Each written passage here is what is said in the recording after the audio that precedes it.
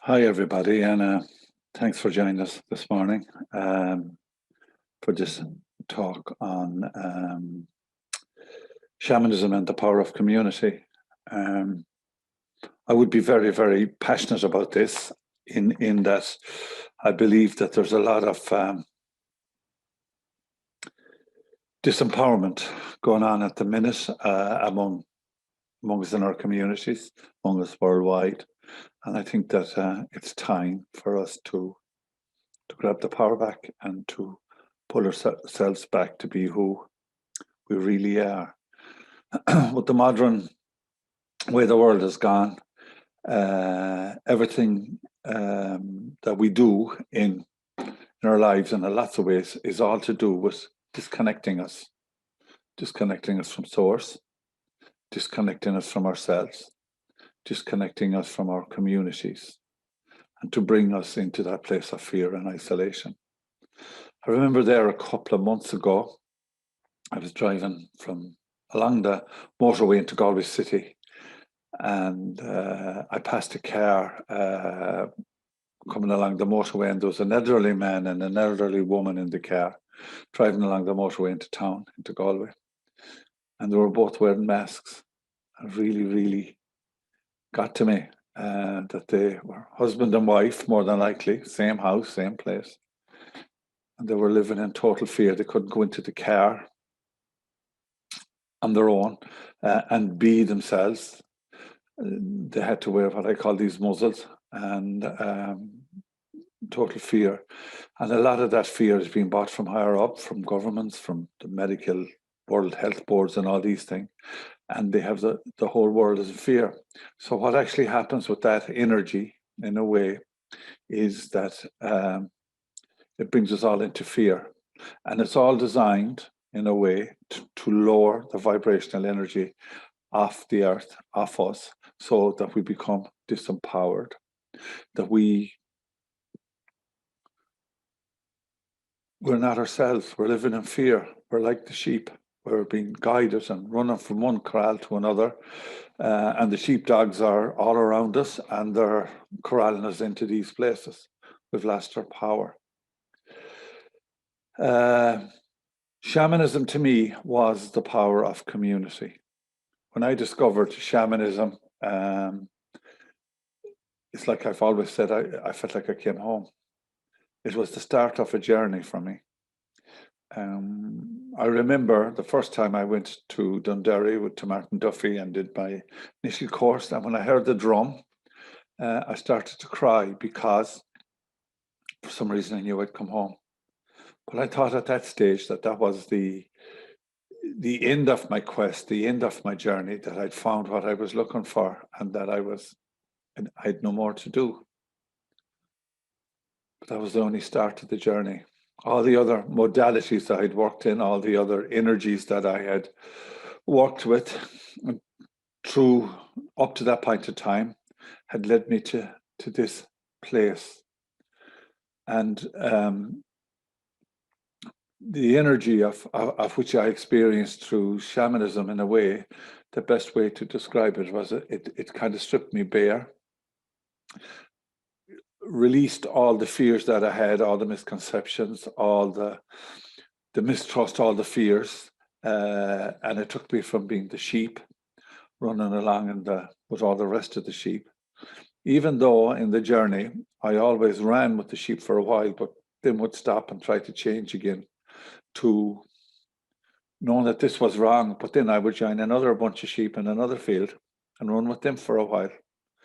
And then again, I would stop, and because each time I went to these places, I felt that I was being fulfilled. I'd found myself. But after a while, what would happen was you would find that energy within yourself where there was no truth in it.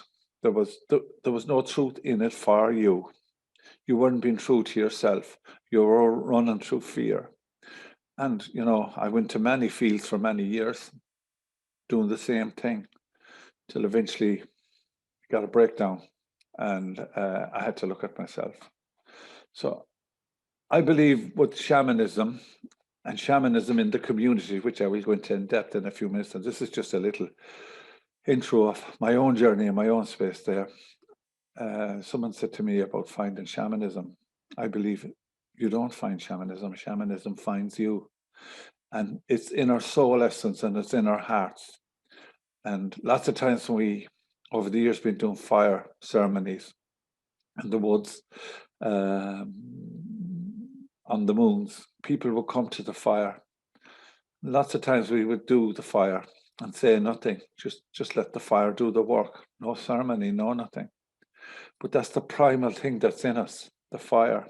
It brings us back to that place where communities gathered around the fire when there was nothing else. And the woods and nature were our cathedral. That's where we worshipped. That's where we connected with spirit. That's where we connected with ourselves. And that's where we connected with our community. I believe through the world at the minute, shamanism has survived 50, 60,000 years. It's seen if it wrote a book, it could tell some story from the very start to now. But the core of the energy of shamanism has survived over many, many, many thousands of years, 50, 60,000 years. Why is that? Because it's the core of who we are. It's what we are and who we are. And it's the medicine that is of the earth and of us. It's of no one else, of nothing else. It's the web of life. It connects us to everything that is. And the only place you can connect to that energy and to that space is from within your heart, from nowhere else. You have to get rid of the fear and the ego. You have to shed the skin and come to that place of peace within thyself. And that's where it comes from. And just imagine if everyone on the planet could walk into that place and be in their heart. No ego, no fear, and just live in a place of compassion and love and community for each other. What a wonderful world it would be. But there's energies there. We're going through a transition where we're moving into the next vibration, let's say, fifth dimensional energy. And what's happening, we're at a crossroads where there are energies there at this point in time within the community, within the world, that are trying to hold the energy at a lower level. And by doing that, they have control. They know that if we can empower ourselves and we can rise the vibration, our vibration individually, and by working together in community through ceremony and with each other, we will rise that vibration, that lower vibration will just dissipate and we'll go. The fear will go. So a lot of the time, what individually, initially, what it is about finding out who we are, what we are, what we're here to do. We all have a soul contract. We all have a mission in some way or other. And lots of times through our lives, we hit through crisis.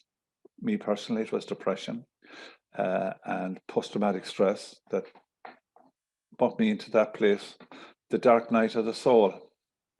Lots of people have experienced it. A lot of people are experiencing it.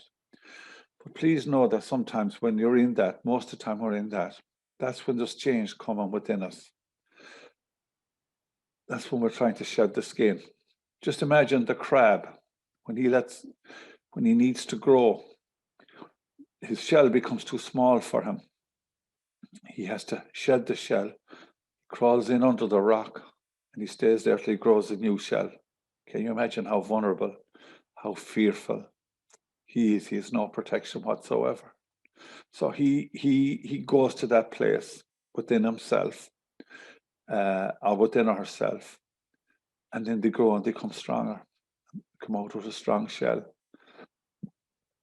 We ourselves need to go to that place too, individually and as communities, to face that fear, to sit with it and honor it, to breathe into it, to see where it's coming from and what, acknowledge it, not run from it. like I did for years and years. I always say I lost so much hair running. So that's what I'm talking about. It's about us going from our head, going into our heart to be who we really are. And when we light that spark within ourselves, we help to light that spark within the community. I believe leaders, if you want to call them leaders, spiritual leaders, or maybe a better word from I would use, the spiritual warriors, because most spiritual people are warriors. You have to face the demons within yourself and within the energy. And what we need to do to change things within ourselves initially is courage to do it. So when we connect with that energy and we have the courage to do it and to bring the transformation, we light a spark. We also change the vibrational energy of the place. But within that community and within that place that we live, maybe we give other people the courage to do what they need to do to find themselves as well. So that's why it's so important. Many parts of the world today, there's still pockets of shamanism where it's practiced, where it is the power of the community, where the medicine man within that place is the power of the community. If they want to grow their crops, if they're sick, if they need something, if they had problems with dreams or visions with something, they go to the shaman, and that shaman is there as the doctor to the community. It's his job to keep them well, to connect with everything that is, to bring the medicine in, to bring the energy in, so that there is a flow within the community and within the people.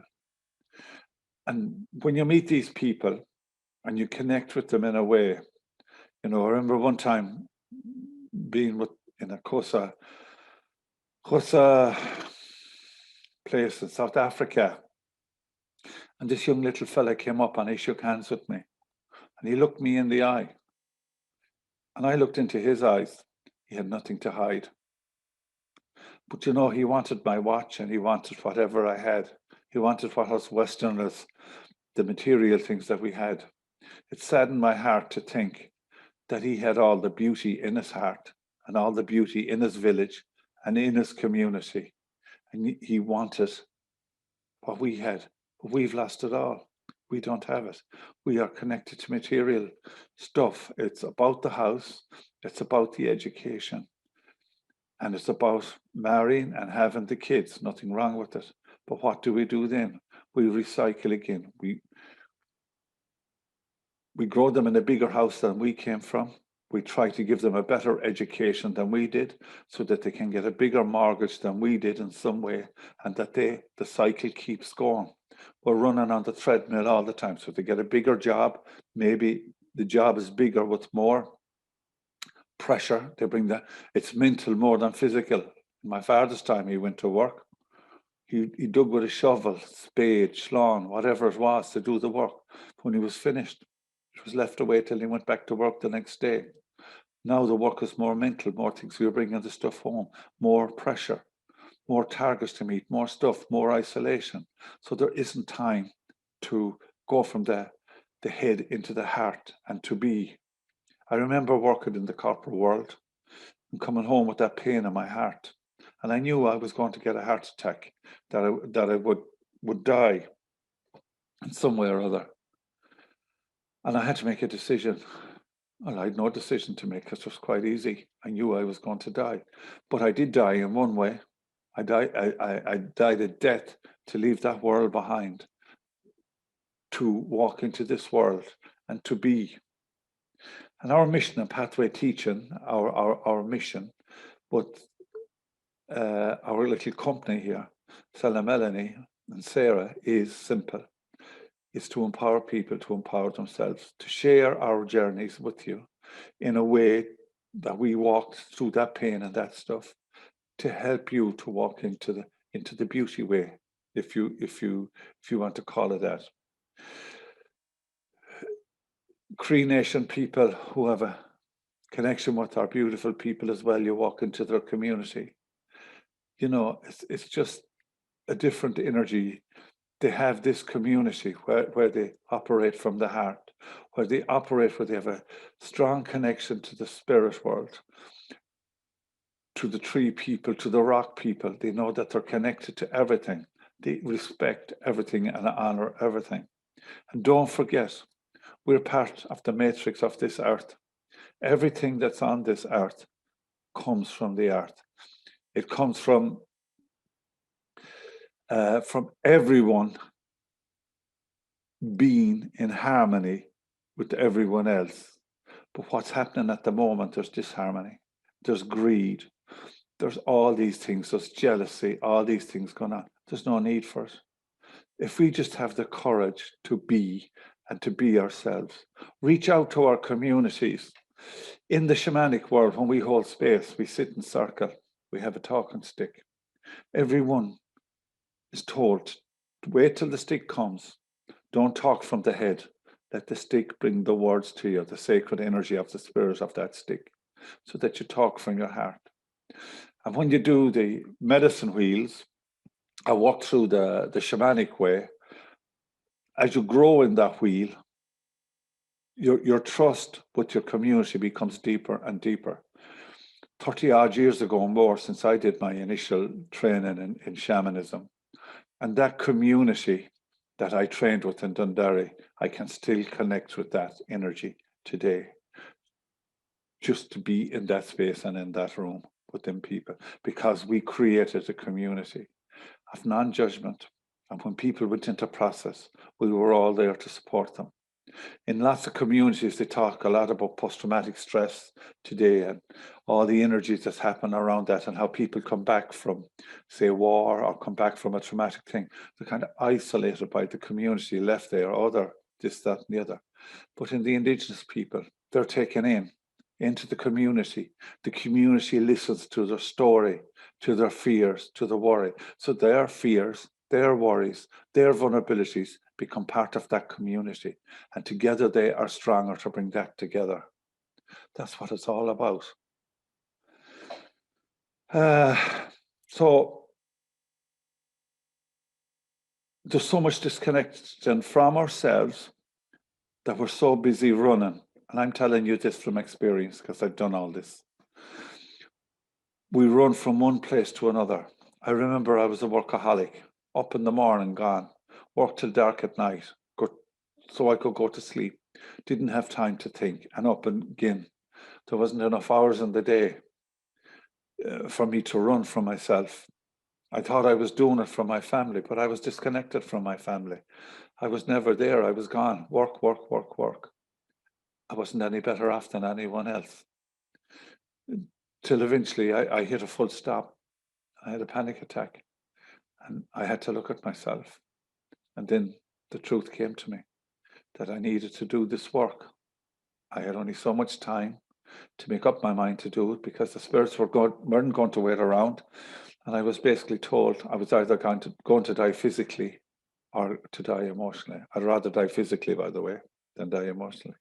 So we're so busy, we're disconnected from nature, the waterfalls, the rivers, the seas, the woods. I see people walking in woods. They're walking so fast, real intense walk, power walking.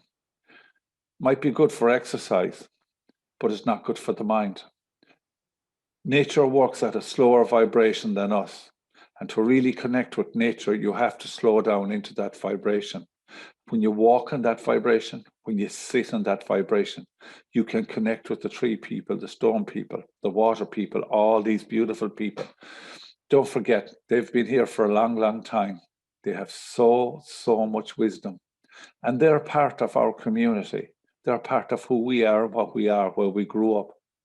And their DNA, their energy, their memory, their imprints, from where we walked on the land, on the shores, on the rocks, on the mountains, climbed the trees and fell out of them, all part of who we are, but we don't see it. The other thing we don't have a connection with then as well is the spirit world, the creator. I call it the creator. Connection with the guides, with our ancestors. Our ancestors, I'm so passionate about the ancestors. Peter Van Mantis, who was my teacher in Africa, Zanzimula, the man who brings the rain, worked so hard with me to connect with my ancestors. The ancestors are such a beautiful part of who we are. They are who we are. Just imagine all the ancestors it took to make us and to bring us into this form in this place now, and all the wisdom and all the knowledge and all the love and all the energy that they had all through the way for us that's here now, and that we carry that. And all we have to do sometimes is to acknowledge our ancestors, is to turn back and look at them, your father's people, your mother's people, your miscellaneous ancestors in the middle, who were your fathers and mothers, brothers and sisters in other lifetimes, to honor them and tell them that you love them. And ask them that when you're going somewhere or doing something, that they come with you and that they assist you. So simple, they will do it. They are beautiful, beautiful people. So we're never alone. And just imagine then when we connect in community to each other and open up to be there to help people, not in a judgmental way, when people are going through pain, suffering, maybe to knock on their door and say, is there any way I can help you?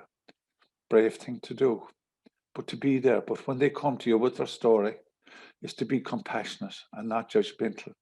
So the connection to spirit is where we connect to the spirit world. And a lot of our ancestors are in that world. A lot of our ancestors walk behind us as well. They've come to walk with us. The reason they do that is to help us along our way. So you're never, never alone, no matter how dark it is. All you have to do is to tap it. So it's the connection. A lot of us live in fear, vulnerable. We're worried about the bills, about this, about that. All that comes from the conditioning that we're brought up with. I remember years ago, not too long ago, before the bank crash, like every time you thought the banks were honest, and the first thing always to do was to pay the mortgage and do everything. But we can see now from the way things have worked out that, you know, they say back in the brave again. I can't, that really drives me bananas in a way, because, you know, it's all about fear. It's the fear, it's the control. We have to learn how to step outside that and into our own power. We are disempowered. That's what happens. You become disempowered through the fear and through all the stuff, all the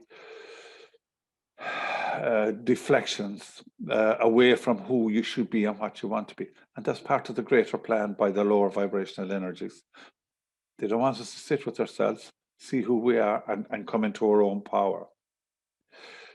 You know, I wrote down here just a little thing. It's all about getting educated. Educated by who? Who's behind all the education? You know, lots of times till we go into that education, not saying education is wrong, we need a certain amount of it.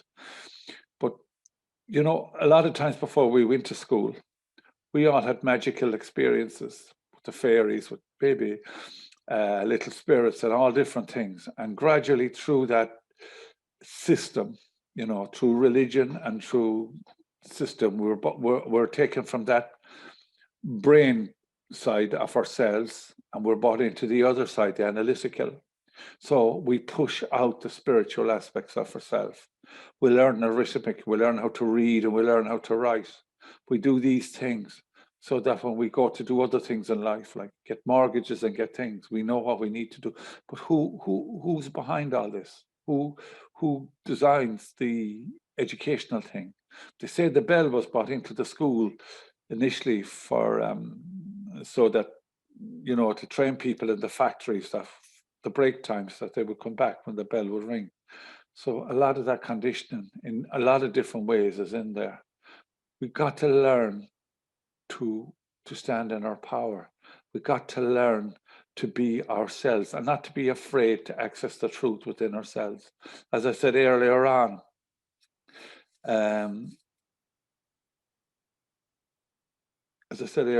it's all about empowerment. If we empower ourselves, we may light the spark within our community to help other people to to stand in their power. Power, we can lose power lots of ways. Soul loss, warrior loss, all these things. We lose parts of our soul. We give away our energy through trauma, through stuff. And it's about pulling our energy back and being able to stand in our own power. As I said earlier on, just imagine standing in our own power all together, coming from our heart. What a wonderful world it would be. But like as they say, every journey starts with the first step. And the first step is to be true to yourself. You don't have to be true to anyone else but yourself. Look at yourself. Have the courage to see what's there. And as it comes up, lots of times when I do Vision Quest, I'm called to do it every now and again, to go to the woods or to the mountains or wherever, to sit with myself. And lots of times the stuff comes up initially, it's not nice. I'm looking at myself. How did I treat my wife? How did I treat my kids? How did I do this? How did I do that? All that dark stuff starts to come up. But when I'm in quest, I've nowhere to go but to sit with it. I have to look at it. And by looking at it, I'm looking at the dark side of myself. So by releasing it and giving forgiveness and doing all the things that needs to do, it makes me a better person within myself and connects me a lot easier to the Creator and to that energy. And also to my community. So when we're in our community, it's if we can set the example to be who we are without fear, we can give our community the courage to do that. And when the people in the community come to us, we can be there with compassion and with love. Sometimes all you have to do is not offer advice at all. It's just to listen. Sometimes they just need people to listen to what they have to say with love, compassion, and judgment. So just to wrap up, I think I've only a few minutes left. I want to thank you for coming to me. But it's, there's isolation there.